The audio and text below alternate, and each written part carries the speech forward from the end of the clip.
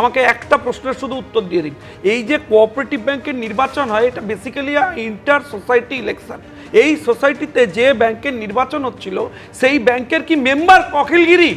আমার প্রশ্ন এটা প্রথমে জানবার আছে আপনার কাছে। যিনি মেম্বারই নন, শুভেন্দু অধিকারী মেম্বার ওই ব্যাংকের, অখিলগিরির মেম্বারশিপই নেই কার্ড ব্যাংক। আমি জানতে চাই উনি ওখানে গেছিলেন কেন? আউটসাইডার গেছিলেন কেন? বাইরের গুন্ডা এসেছিল কেন? পুলিশ আলাউ করেছে কেন? বাইরের গুন্ডা এসেছিল কেন? আরে আশ্চর্য! বিজেপি গুন্ডাগিরি করবে, বিজেপি গুন্ডাগিরি করবে, তো ওখানে দাঁড়িয়ে শান্তি। আজকে ভাই অদ্ভুত গুন্ডাগিরি করলে সেটাকে সামলাতে হবে না? 100 সামনে যাবে, 100 বার যাবে।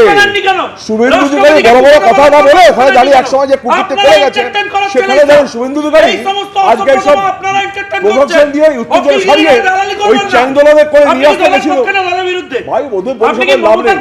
তুমি তো খুব ভালো করে জানো কাঠি ঘুরে বেরিয়েছো, তুমি তো কাঠি ঘুরে বেরিয়েছো, তুমি তো জানো। কাঠি আপনার কাছে শিখবো না।